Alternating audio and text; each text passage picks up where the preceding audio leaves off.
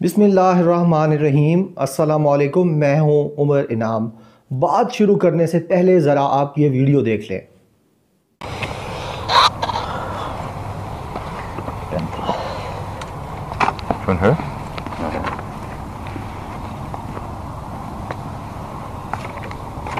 Favourite number बता अपना।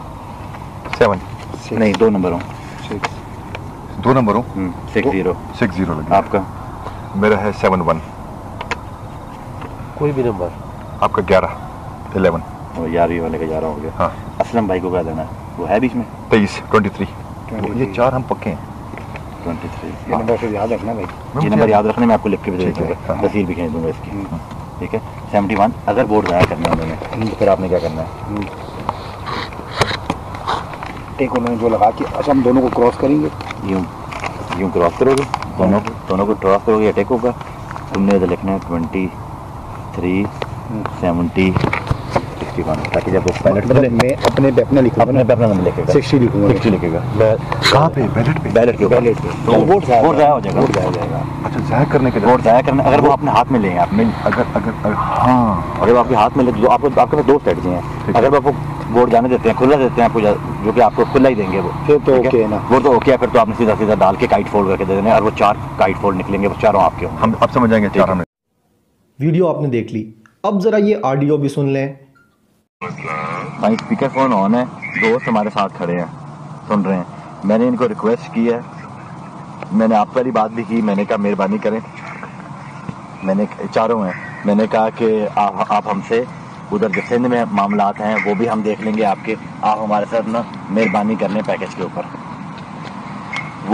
वो थोड़ा सा जिद कर रहे हैं, वो कह रहे हैं कि हमें कुछ ज़्यादा करें। भाई वालों से कहें मेरा अस्सलाम वालेकुम सबको, और ये जो आपने कर रहे हैं, बाकी मैं भाइयों को 5-10 से ऊपर करवा लूंगा खुद ही। हर मामले में कोई बड़ा इशू नहीं है। इनको पता है इनकी मुख्तलिफ भाइयों के जो काम है वो सारे मेरे ज़िम्मे, हर लिहाज से कॉन्फिडेंशियली होगा सारा। मैं बात कर, ये बात करें कैप्टन साहब से। जी हाँ। तो सूबाई वज़ीर वीडियो और ऑडियो के बाद अब व्हाट्सएप चैट की चंद ये तस्वीर दिखा रहा हूँ, ये भी देख लें।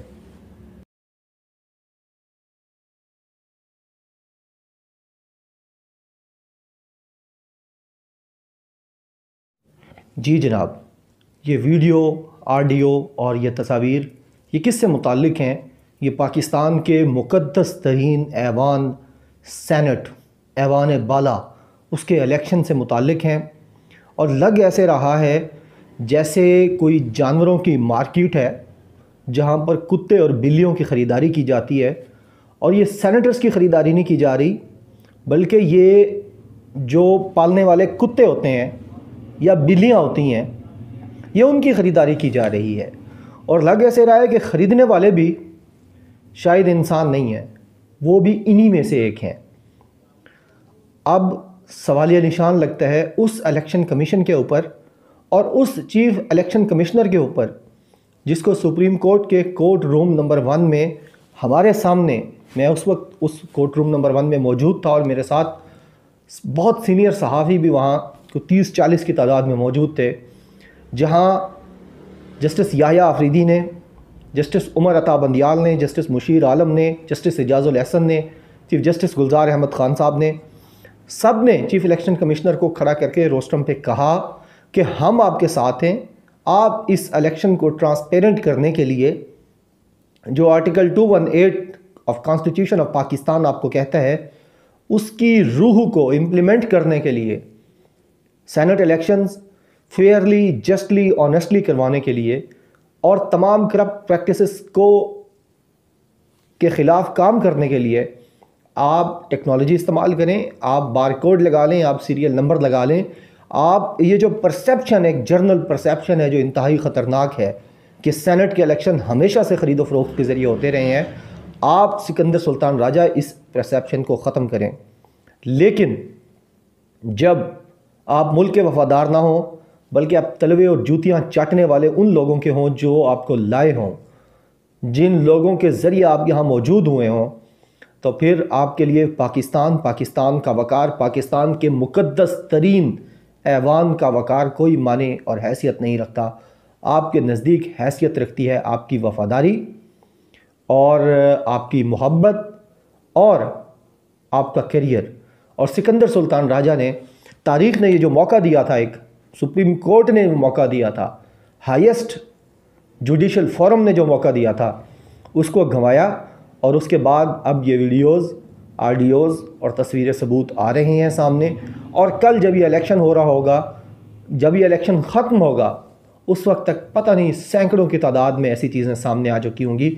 और ये उस शर्मनाक और लानती किरदार जो जिस पे लानत बरस रही है, मैं इसलिए कह रहा हूँ कि जो शायद नेकी के रास्ते पे ना चले, जो मदद के बावजूद अच्छा काम ना करे, शायद फिर वो यानी उसके ऊपर कोई लानत ही बरस रही होती है या कोई नहूसत ही बरस रही होती है। तो वो इलेक्शन कमीशन जिसको मौका दिया गया कि वो इस इलेक्शन को ट्रांसपेरेंट करे और पाकिस्तान के आला तरीन ऐवान के अंदर आने वाले लोगों को 62 और 63 जो आइन के आर्टिकल्स हैं उनके ज़रिए जांच पड़ताल करके लाए। लेकिन जरदारी के और नवाज शरीफ के वफ़ादार सिकंदर सुल्तान राजा को ये बात गवारा नहीं थी, जिसकी वजह से फिर ये अब चीज़ें सामने आ रही हैं।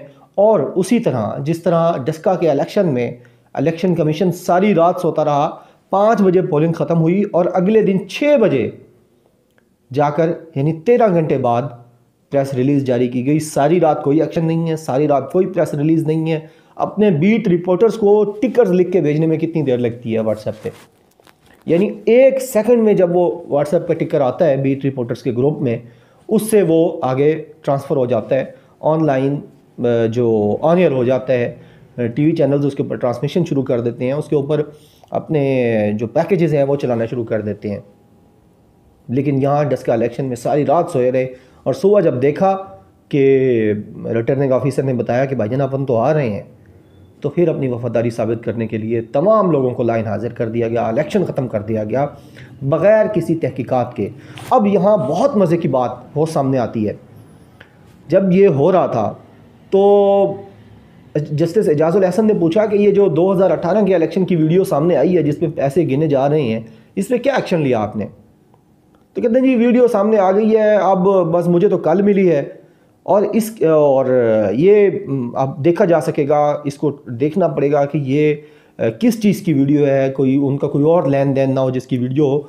तो इसके ऊपर ही एजाजुल अहसन साहब ने कहा था कि जाने ना जाने गुल ही ना जाने बाग तो सारा जाने है, यानी सारे पाकिस्तान को पता है, पाकिस्तान के तमाम इदारों को पता है, जजेस को पता है कि सेनेट का इलेक्शन करप्शन से होता है। नहीं पता तो सिकंदर सुल्तान राजा को नहीं पता, और उनके जो आंखें हैं उसके ऊपर वही वफ़ादारी की और शरीफों से मोहब्बत की जो पट्टी बंधी हुई है, जो इंग्लिश अखबार ने ख़बर भी लगाई है सिकंदर सुल्तान राजा के हवाले से कि जब वो इलेक्ट होकर आए, पहले दिन बैठे अपने ऑफिस में, तो सबसे पहले उन्होंने नवाज शरीफ को कॉल की और कहा कि बॉस क्या हुक्म है। तो अब अपने बॉसेस को फ़ायदा पहुंचाने के लिए जो इंतहाई मकरूह, घनौना और गलीज़ किरदार सामने आया है इलेक्शन कमीशन का, वो आज एक्सपोज हो चुका है। और इसी के बारे में चीफ जस्टिस ने कहा था कि तुम्हारा काम बतौर chief election commissioner senate election से पहले करप्शन रोकना है। अगर करप्शन हो गई और उसके बाद किसी ने वीडियो बना के तुम्हें दे दी तो फिर तुम्हारा क्या काम है उस पर? यानी इसी तरह तो किसी बच्चे को भी वीडियो बाद में दे दी जाए तो वो भी उसकी ऑथेंटिसिटी चेक करवा सकता है।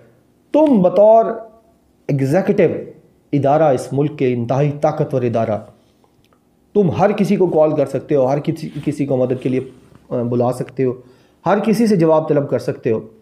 अगर तुमने भी इलेक्शन हो जाने के बाद, वीडियो आने के बाद सारी चीज़ें करनी हैं, तो फिर ये काम तो कोई थड़ेबाज भी कर लेगा, कोई नाई मोची भी कर लेगा। तुम बतौर चीफ इलेक्शन कमिश्नर क्या कर रहे हो? और वही वाली बात जो मैंने चीफ जस्टिस गुलजार अहमद साहब के मुंह से सुनी थी, आज सामने आई है कि सेनेट के इलेक्शन के लिए चीफ इलेक्शन कमिश्नर का काम था कि ये वीडियो बन ही ना सकती। यानी ये वीडियो जो चीज़ें हो रही हैं, ये ख़रीदारी होने का सवाल ही पैदा ना होता। यानी अली हैदर गिलानी की ये कैसे हिम्मत हो सकती है कि वो 4 मेंबरान कौमी असम्बली के साथ खड़ा होकर उनको बता रहा है कि आपने मुझे वोट देना है, यानी मेरे बाप को वोट देना है, और अगर सीक्रेट हुआ तो मेरे बाप को वोट देना है, अगर सीक्रेट ना हुआ, ओपन हुआ, ट्रेसेबल हुआ, काबिल शनाख्त हुआ बैलेट, तो फिर उसके ऊपर आपने वही नंबर लगाना है जो मैं आपको दे रहा हूँ, यानी वो 607023 जो नंबर भी है वो मैं आपको बताऊँगा। और फिर बेशर्मी, ढिठाई और गिलाजत और गंदगी और चोरी, अल्लाह माफ़ करे, कहना नहीं चाहिए, बहुत सख्त अल्फाज हैं कि जब माँ बाप चोर हों तो फिर बच्चे चोर ही पैदा होंगे। यानी जब आप तरकेश खातून अव्वल का हार चुरा कर आप अपनी बेगम को देंगे और बेगम भी बेशर्मी और ढिठाई से वो पहनती रहेगी, तो फिर जाहिर है उसी घर में पैदा होने वाले बच्चे किस तरह नेक हो सकते हैं। तो वो ये वही अली हैदर गिलानी। मुझे एक और बात भी याद आ गई, जो अगवा हो गए थे और जो अफ़गानिस्तान से मिले थे, जिन नेटो ने जिनको बाजियाब कराया था और फिर पाकिस्तान को दिया था, तो इनकी वो डॉक्यूमेंट्री भी BBC पे पड़ी हुई है कि कितने सख्त तरीन हालात थे। सुबह लगता था कि शाम नहीं होगी और शाम लगता था कि सुबह नहीं होगी, गोली मार दी जाएगी। गोलियों की तड़तड़ाहट में ये ज़िंदा बच कर आए हैं और ज़िंदा बचाने के बाद ये क्या कर रहे हैं, बतौर इंसान ये ख़रीदारी कर रहे हैं पाकिस्तान के मुक़द्दस हैवान की। और साथ इनके वालिद गिरामी कितने एतमाद के साथ वो ख़तूत भेज रहे हैं MNAs को कि मेरा माजी देखते हुए आपने वोट करना है। तो ये चंद गुजारिशात थी। इसके अलावा सहाफ़ी भी वजी सनी, गरीदा फ़ारूकी, इसके अलावा बाकी जो सना बोचा है, वो सारे लोग भी हरकत में आ चुके हैं और अली हैदर गिलानी को सपोर्ट करने के लिए, उसकी जो इलेक्शन की जो करप्शन की इंटेंसिटी है उसको कम करने के लिए मैदान में है। देखते हैं कि सोता हुआ, इंतहाई शर्मनाक और गलीज़ अंदाज में सोता हुआ इलेक्शन कमीशन कब जागता है। अपना बहुत ज़्यादा ख्याल रखिएगा। अल्लाह हाफ़िज़। पाकिस्तान जिंदाबाद।